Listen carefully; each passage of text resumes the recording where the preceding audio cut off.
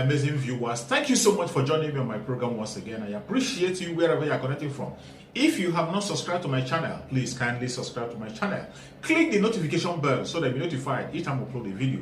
You will be among the first to receive it. Thank you so much and remain blessed. Whenever you look my video, whenever you watch my video, share the video to all platforms. Share it to family and friends. Share it in your WhatsApp group so that people can get information on what is happening in the contraption called Nigeria, mainly against the Biafrans, against the Duduas, against the indigenous people in the contraption called Nigeria. I try as much as possible to set the record straight. I don't preach hate speech. I don't speak against people. I set the record straight. The only important thing I do here is to make sure that the plight of the people remains on the front burner and the world will know the true story of what is going on in the contraption called Nigeria. Naughty, touchy issue of security gets our attention next on the program here.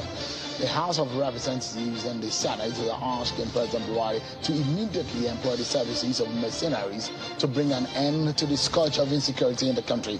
This is one of the recommendations by the House of Representatives in the Green Chambers as it joins the Senate to debate the killings of Nigerians in Plateau and Benue State by terrorists. Take a listen to the debate on the floor of the House.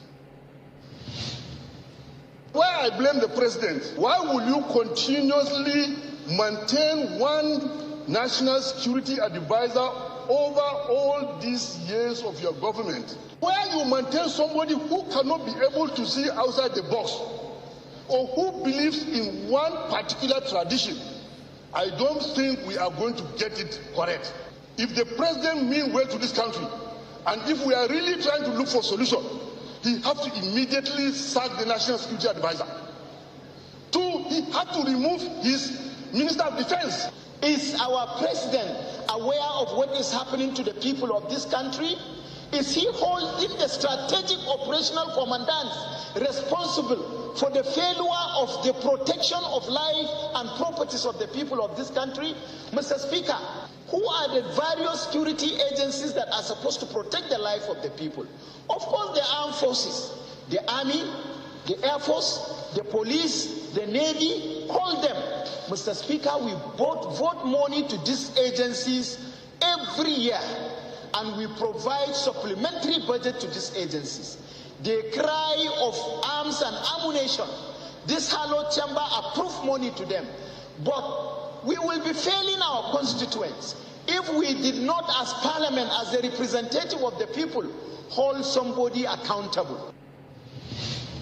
Well, you heard how outraged some of the lawmakers are on this matter.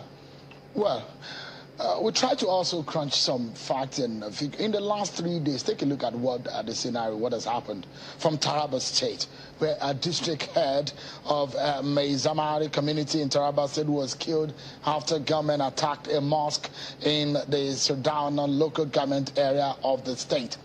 In Benue State, about 23 locals killed in 2 communities of the state after an attack by some persons believed to be herders in Zamfara State. 5 students of the College of Health Science and Technology, SAFE, in Zamfara State were abducted. One of them escaped from the abductors suspected to be bandits who invaded a residential area in Safe town. This just in the last 3 days, between Monday and today. Let me give you an insight on what the Nigeria Security Trackers report says. If 3 months, in the last 3 months, what has happened? Take a look at how many people they say they have been killed in violence and killings by some of these notorious terrorists. 2,968 people killed. 1,484 people abducted. That is the very scary figures right there. Take a look at the breakdown of how many people involved in the different regions. In the Northwest region, 1,103 deaths. In the North Central, 984. In the Northeast, 488. Southeast, 181. Southwest, 127. South, 85 people killed in violent killings and all of that. So the Northwest region and the North Central region have become a hotbed of these killings in the last 3 months. So all in all, 2,968 people killed, 1,484 people abducted just in 3 months. let's get a sense of how we got here and how we can get out. I'm being joined by Honorable Adejora Adeogun, who joins us virtually from Lagos, a member of the House of Representatives, and also here in our studio here in Abuja is Air Commodore Darlington Abdullahi. Thank you so much for joining us tonight. I don't know if Honorable Adeogun can hear me, but let me, because you and your colleagues have done some pretty much deep work on how we got here, what the problems are. And some of your colleagues are already calling for the head and the sack of some heads of the security agencies. From your own standpoint, Honorable, what is going on? Good evening, and thanks for having me on your program. Now to the question, what is going on? You've described what is going on. We're having situations of inability of the security agencies to actually provide security for Nigerians, whereas the primary responsibility of government is to provide security. We're failing as a nation to do what we should do, primarily provide the security for our citizens. That is the problem. That is the situation. So, I mean, that is in a philosophical tone, to describe what is happening. But in the practical, and I know you're a practical person in terms of security, you've had this experience, and that's why I'd like you to give us empirically what the problems really are. For example, is it a failure of leadership in terms of leading the security agents or the agencies, or is a lack of manpower or the equipment necessary, or is a lack of money to prosecute this war against these terrorists that are disturbing our nation? What exactly is going on? I think the problem is multidimensional. We need to look at it from the long-term perspective and then the short-term problems. For a very long time, we didn't train our security men to prepare for days like this. We didn't train the police to perform their functions. And then when trouble started, the military, has to deal with insurgency in the northeast, has to deal with banditry, and then now the military is performing police duties. So the police has been relegated to a state in which they just basically do nothing other than to clap for the police. That is where our problem is starting from, that we didn't prepare for today. We're not training our policemen. We're not even training the military adequately like they should do. I mean, I saw a video recently showing military men, in an ongoing operation, and I didn't feel good with what I saw, because if military men in the battlefront are being told how to duck from bullets and all that, it shows that they didn't have proper training. So the problem, we haven't gotten the foundation right. We haven't trained our men well, and then we're not providing for the resources for which to do battle. We're not providing them with technology to aid them. And when you have to deal with terrorism, technology is vital. Technology is at the root of everything that you need to use for counterterrorism. So we don't have the right tools. We don't have we haven't trained the men, and then we do not have the number, because the military having to do with the northeast, the issues in the northwest, north central, and then even being used for police duties in the south, the military is overstretched.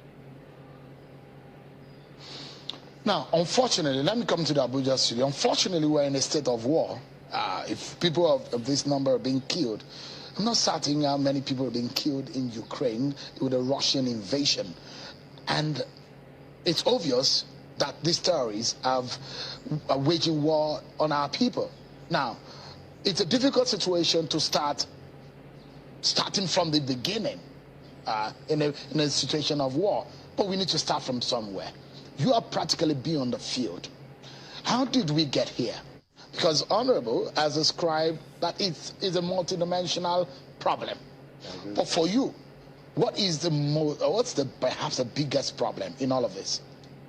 Thank you very much. I think the biggest problem, like you said, is the fact that one, we are not prioritizing security as a major issue that we need to address very seriously. We also do not understand the concept of security from what I've heard, even from the National Assembly. The discourse we listened to a while ago. They obviously seem to heap all the blames on the armed forces and see other security agencies. It's well beyond that. Who should be blamed? I'll give you a typical example.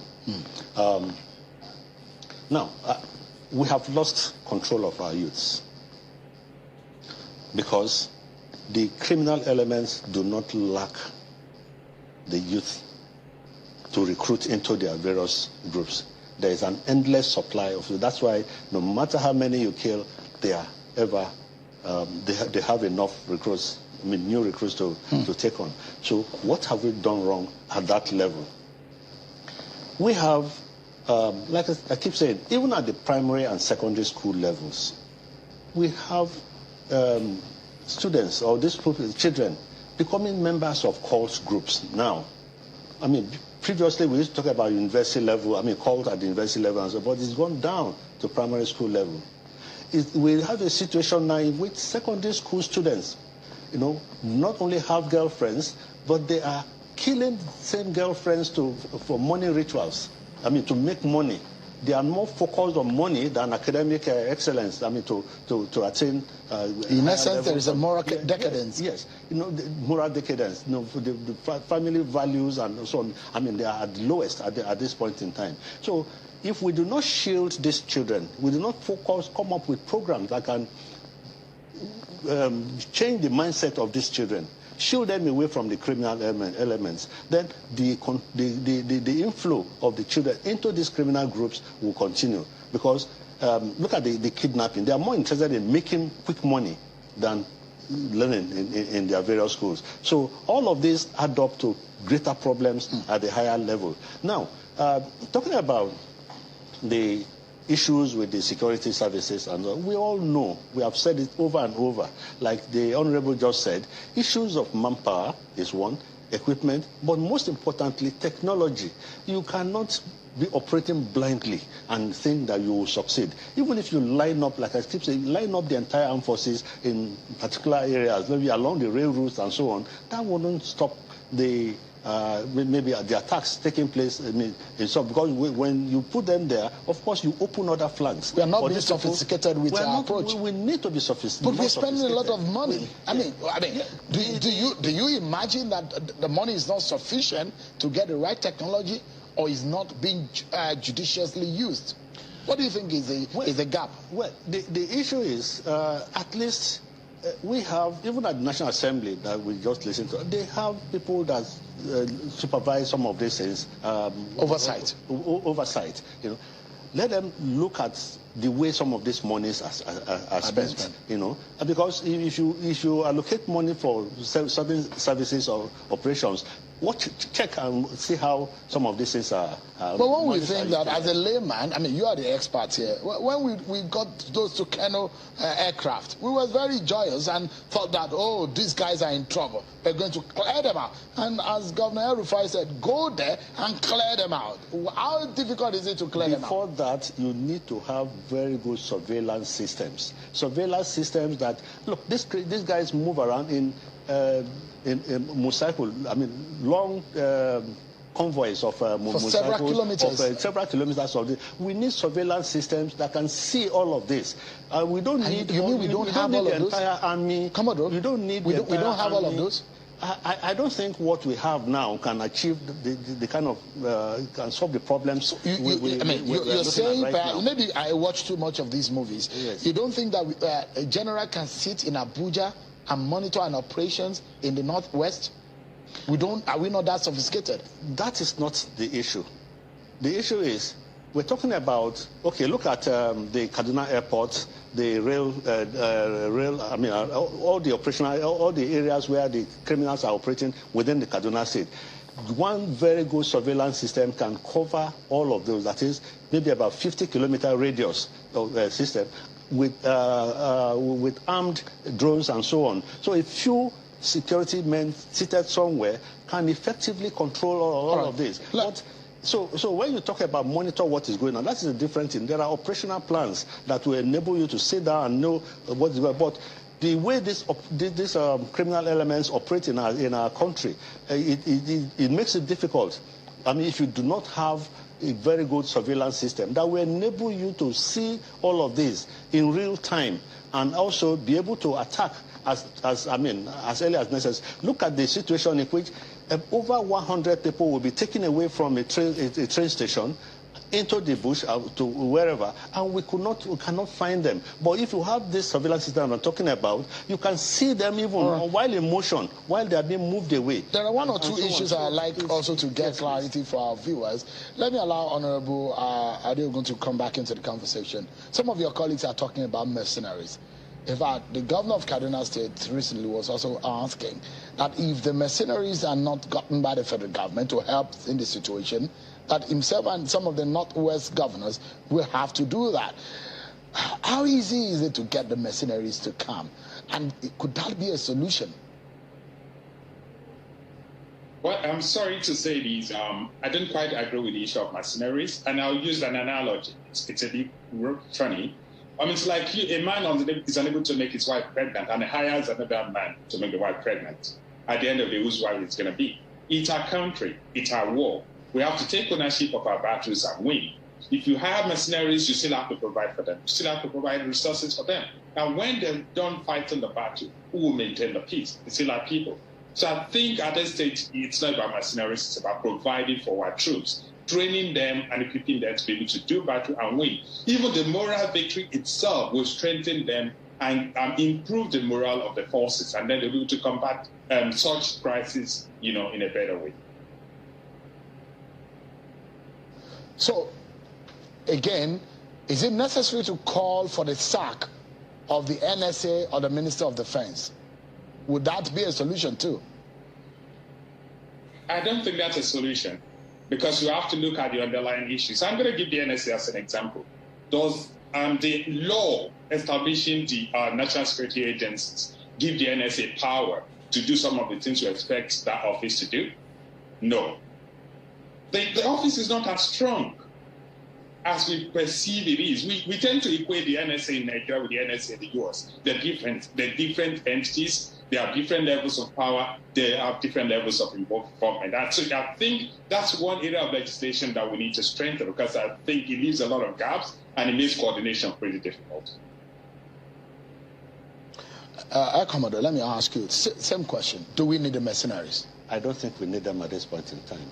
All we need to do is equip the armed forces, equip the various security agencies with the necessary tools they need to perform the job. Apart from the fact that, apart from the technology we're talking about, we need to beef up the manpower. And there's a ready source of manpower.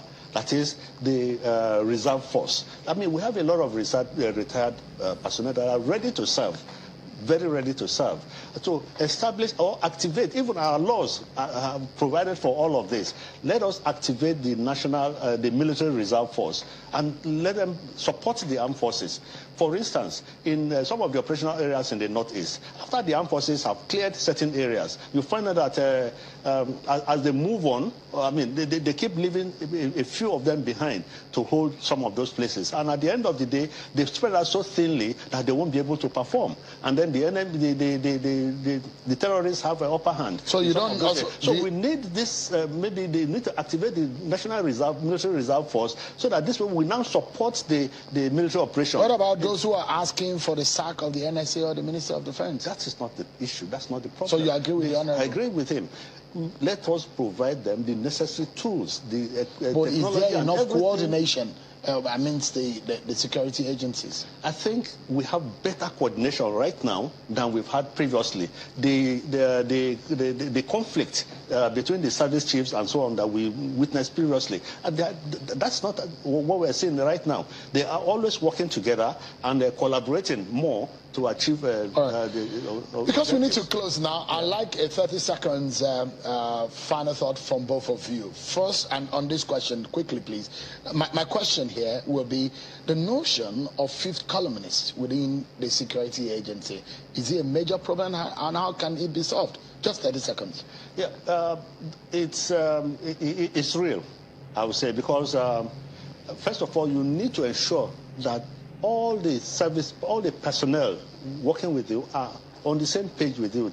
You need to service them properly. I mean, all the requirements, things they need to operate effectively. The moment you cannot provide them with their welfare needs, the equipment and everything, the training required, of course, you start having some of them against you. Honorable, your final thought in 30 seconds.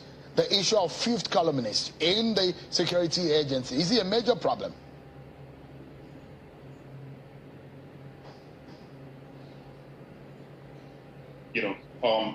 Just members of the armed forces or security agencies actually passing information back.